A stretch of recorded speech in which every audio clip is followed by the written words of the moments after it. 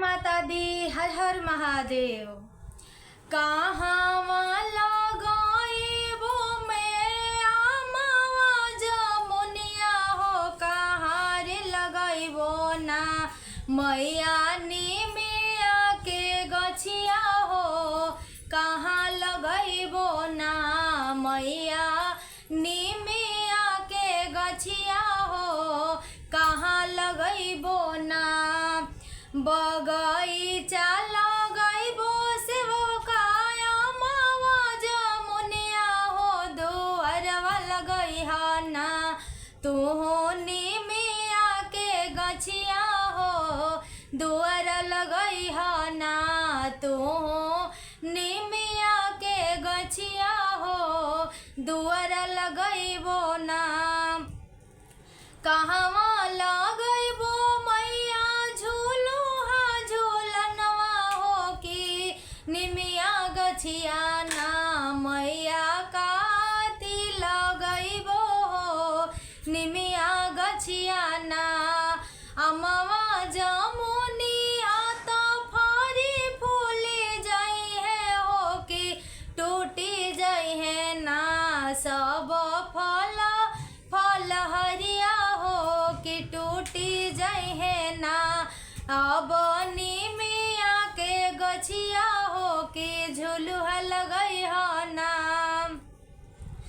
कवना ही फुलवाए मैया राउर आसन डासन, कवना फुलवाना मैया राउरो सिंगरवा हो, कवना फुलवाना बेली चमेली हमरो आसन डासन, सिंगरवा हमरो ना बाटे लाला का अड़ौलवा हो, सिंगरवा हमरो ना बाटे लाल का अड़ौलवा हो, सिंगरवा हमरो ना।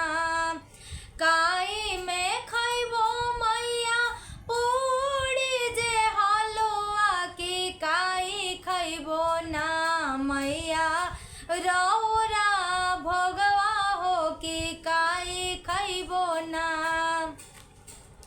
पूड़ी मिठाई हमरा मन ही ना भावेला, कि छाक हमरो ना सेवका हमरो भोजन हो, कि छाक हमरो ना तू हम के चढ़ई हो, छाक हमरो के ना।